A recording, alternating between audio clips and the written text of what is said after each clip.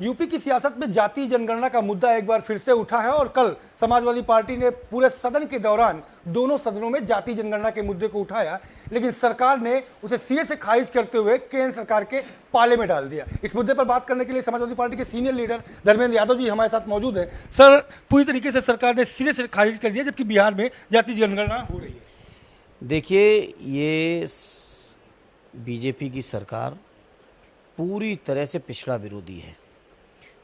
पिछड़ों को अपनी ताकत का एहसास ना हो जाए, जब उनकी संख्या का एहसास होगा तो स्वाभाविक उनको हक और अधिकारों की बात और साइंटिफिक तरीके से लोग करेंगे। ये बात ना कर पाए पिछड़े, इस बात को लेकर बीजेपी के लोग लगातार हिंडेंस पैदा कर रहे हैं कि जातीय जनगणना ना हो पाए। आज जब देश की तकरीबन सभी पार्टियां मांग कर रही हैं विपक्ष की कि जातीय जनगणना होनी चाहिए, लोगों को पता रहना चाहिए कि किस वर्ग की क्या आबादी है और किस वर्ग को किस योजनाओं का ज़्यादा लाभ की आवश्यकता है, तो ये बीजेपी के लोग जो हमेशा शोषक रहे हैं, हमेशा शोषण किया है इन्होंने, पिछड़ों का, दलितों का, गरीबों का, किसानों का, मुसलमान भाइयों के प्रति तो नफरतें फैलाई हैं। ये बीजेपी के लोग कभी समाज में समरसता नहीं चाहते, कभी न्याय की भावना इनके दिल दिमाग में नहीं है। इसीलिए बीजेपी के लोग इस तरह के हथकंडे अपना रहे हैं। ये बीजेपी के लोगों के दिल में सिर्फ नफरत फैला लो, कैसे बेईमानी करके, शासन प्रशासन का दुरुपयोग करके चुनाव जीत लो, यही बीजेपी के लोगों की सोच है। से आगे वो बढ़ ही नहीं पाए। बीजेपी एक और आरोप लगा रही है कि समाजवादी पार्टी पीडीए लेकर के आई, तो उन्होंने कहा है कि ये पर्सनल डेवलपमेंट अथॉरिटी है, पारिवारिक डेवलपमेंट अथॉरिटी है, पीडीए नहीं है। देखिए, पीडीए का जो बात माननीय राष्ट्रीय अध्यक्ष जी ने हमारे कही, उस चीज़ से बीजेपी के लोग घबराए हुए हैं। तो बीजेपी के लोग अरनगल बातें कर रहे हैं। अब मुझे बड़ा अजीब महसूस हुआ कि जब प्रधानमंत्री जी इंडिया जैसा नाम, उस नाम का मजाक उड़ा रहे हो। पीडीए जो देश के अंदर पिछड़े दलित अल्पसंख्यक जिनकी आबादी 85% है, उनके बारे में अगर इस तरह की बातें कर रहे हैं। माननीय अखिलेश यादव जी ने सबके हित, तरक्की, खुशहाली और अधिकारों की बात की है। अब बीजेपी के लोग नहीं सुनना चाहते तो ना सुने, लेकिन जिनके लिए आदरणीय राष्ट्रीय अध्यक्ष जी ने बात कही, वो लोग महसूस कर रहे हैं कि उनकी ताकत क्या है और उनको भविष्य में किस तरह का राजनीतिक फैसला लेना है। आपसे बात हो और किसानों की बात ना की जाए तो कहीं ना कहीं बेजा होगा। किसानों की आय की दोगुनी करने की बात सरकार ने करी थी, कल दावे भी सदन में किए। क्या आप जमीन में हकीकत देख पा रहे हैं? हकीकत छोड़िए, आमदनी दूनी की बात छोड़िए, किसानों की लागत नहीं निकल रही है। क्योंकि किसानों को जितनी ज़रूरत की चीज़ें हैं उसका मूल्य लगातार बढ़ रहा है। किसानों की फसलों के वाजिब मूल्य मिलने चाहिए, वो नहीं मिल रहे हैं। अगर एमएसपी की घोषणा भी होती है तो केवल ढकोसला है। कल मैं सुन रहा था आदरणीय राष्ट्रीय अध्यक्ष जी को, उन्होंने विधानसभा में सवाल की कि बताओ कितनी मक्का खरीदी, कितना धान खरीदा आपने, कितना आलू खरीदा, तो सरकार के पास जवाब नहीं है। केवल इधर उधर की बातें, लंबे चौड़े भाषण। इन भाषणों के अलावा भारतीय जनता पार्टी से किसी को कुछ मिला नहीं है। आज प्रदेश का किसान निराश है, नौजवान निराश है, बेरोजगार निराश है, समाज का हर तबका, जिसका भी नाम ले लो। आप बताइए, मामूली बात है जिस तरह से सरकारी कर्मचारी अभी 3 दिन पहले जंतर मंतर पर इकट्ठे हुए लाखों की तादाद में, कि मामूली बात है, किस तरह से समाज का हर वर्ग निराश हो गया है। बड़ी लोगों ने उम्मीदें की थी, मोदी जी के लच्छेदार भाषणों पर लोगों ने भरोसा कर लिया था कि कर्मचारियों का भी हित होगा, लोगों को लगा था किसानों का भी हित होगा, महंगाई पर भी कुछ काबू होगा, स्विस बैंक का कुछ पैसा भी आएगा, लेकिन कहीं कुछ हुआ नहीं है।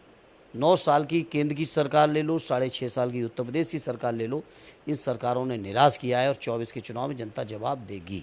आपने सदन की बात छेड़ी, अब सदन की बात छेड़ी है तो कानून व्यवस्था पर भी कहीं न कहीं सरकार अपनी पीठ थपथपाती नजर आई, जबकि राष्ट्रीय अध्यक्ष अखिलेश यादव ने तमाम सवाल उठाए कि बेडरूम पर गोलियां मारी जा रही है। बिल्कुल मारी जा रही हैं, लाइव टेलीकास्ट में हत्याएं हो रही हैं, प्रेस कॉन्फ्रेंस के पत्रकारों के सामने हत्याएं हो रही हैं, महिलाओं की हत्याएं हो रही हैं, रात के 2-2 बजे बेटियां जलाई जा रही हैं। कानपुर में पुलिस के द्वारा वो घर जला दिया गया वहाँ के परिवारों के साथ। तो उत्तर प्रदेश का जो भी इलाका उठा लो, हर इलाके में घटनाएं, दुर्घटनाएं हो रही हैं। और बाबा जी को तो पता नहीं किस ख्वाब में हैं कि उनको कानून व्यवस्था बेहतर दिख रही है, लेकिन बाबा जी को पता नहीं है, जो अधिकारी उनको ब्रीफिंग दे रहे हैं, ये भारतीय जनता पार्टी को कहाँ लेके जाएंगे, अभी उन्हें एहसास नहीं है। आपसे बात हो रही है तो दिल्ली की बात होना जरूरी है। मणिपुर पूरी तरीके से जल रहा है, और मणिपुर ही नहीं जल रहा है, इस बार उस आग की जो है हर प्रदेश में पहुंची है और इस बात को उठा करके सदन में भी उठाया गया, लेकिन सरकार ने सीधा जवाब दिया कि ये यूपी के बाहर का मुद्दा है। देखिए, उत्तर प्रदेश की विधानसभा जब स्पीकर साहब ये बात कह रहे थे तो मुझे बड़ा अफसोस हुआ।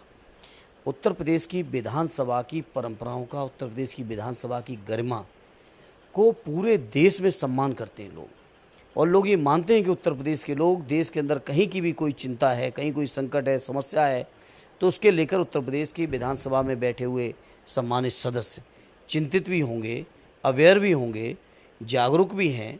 अगर कोई एक प्रस्ताव माने हमारे नेता प्रतिपक्ष माननीय राष्ट्रीय अध्यक्ष जी ला रहे थे कि इतनी बड़ी इंसानियत, मानवता के साथ जो वहाँ पे हत्या हुई है इंसानियत की मणिपुर के अंदर, कुछ ही वीडियो आ पाए, 90 दिन से ज़्यादा हो चुके हैं, लेकिन मणिपुर जल रहा है, लेकिन प्रधानमंत्री जी शांत हैं।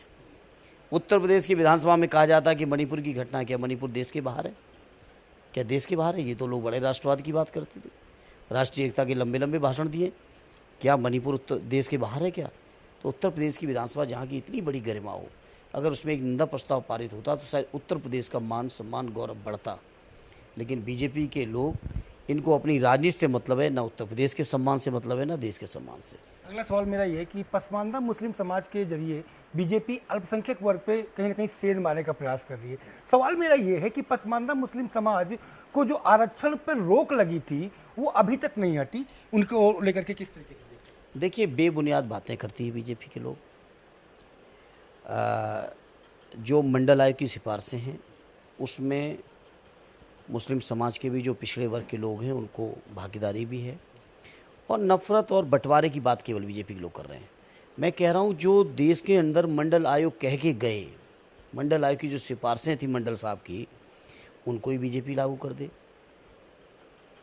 उनको ही तो पहले लागू कर दे। क्या उसमें पिछड़ों के जो हक अधिकार हैं बीजेपी ने दिए हैं? कि नई बातें कर रहे हैं बीजेपी के लोग, परिवार तोड़ेंगे, कभी ट्रिपल तलाक के नाम पे, कभी पसंदा के नाम पे, लोगों को बांटने की कोशिश कर रहे हैं। लेकिन बीजेपी के लोगों को ये समझ लेना चाहिए कि आज लोग जागरूक हैं, उनकी बातों में आने वाले नहीं हैं। आज जब उनसे सवाल हो रहे हैं कि उत्तर प्रदेश सहित पूरे देश के अंदर पिछड़े वर्ग के लाखों भर्तियाँ, अभी लोकसभा में, संसद में सवाल भी आए, लाखों भर्तियाँ हैं जो खाली पड़ी हैं पिछड़ों की। उत्तर प्रदेश के अंदर जितनी भी यूनिवर्सिटियों में भर्ती हुई, जितनी आयोगों में भर्ती हुई, जितने विभागों में भर्ती हुई, कहीं आरक्षण का पालन नहीं हुआ। किस मुंह से बीजेपी के लोग पसमंदा की बात कर रहे हैं?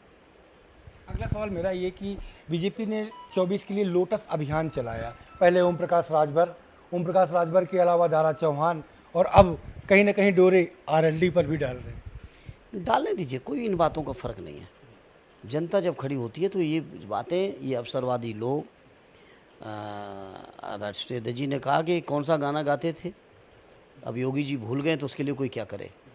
अब पता नहीं, योगी जी इतने अमित शाह जी के दबाव में हैं कि वो राजभर जी की पुरानी सब बातें भूल चुके हैं, तो उसके लिए तो कोई कुछ नहीं कर सकता। लेकिन जनता देख रही है, इन अवसरवादी लोगों को जनता सबक सिखाएगी। जनता अवसरवादी लोगों को पसंद नहीं करती है, और ये अवसरवादी लोग हैं। प्रधानमंत्री जी को, उत्तर प्रदेश मुख्यमंत्री क्या क्या नहीं कहा, उनको स्वीकार कर रहे हैं आज। कितना लालच है सरकार का, कितना लालच है वोटों का, लेकिन इससे फ़र्क नहीं पड़ेगा। और पूरा उत्तर प्रदेश के अंदर हम लोग परिवर्तन लाएंगे 24 में। आरएलडी साथ रहेगी, 100% रहेगी, उसमें क्या शंका है? क्या शंका है आपको? आरएलडी के अध्यक्ष जयंत चौधरी जी लगातार इंडिया की बैठकों में शामिल हो रहे हैं, उनके लगातार बयान आ रहे हैं, लेकिन पता नहीं क्यों मीडिया के लोग भी बेवजह सवाल जवाब, शंकाएँ पैदा करने के। अरे मीडिया के लोगों, मैं आपसे कहूँगा कि आप कम से कम गरीबी पर, बेरोज़गारी पर, महंगाई पर, जो मणिपुर जैसी संकट हैं देश के सामने, चुनौतियां हैं, इस पर, जो फसलों के बाजे मूल्य जा रहा है, इस पर बहस चलाइए। इन बातों में न खोइए, मीडिया के लोगों से भी यकीन उठ जाएगा देश की जनता का।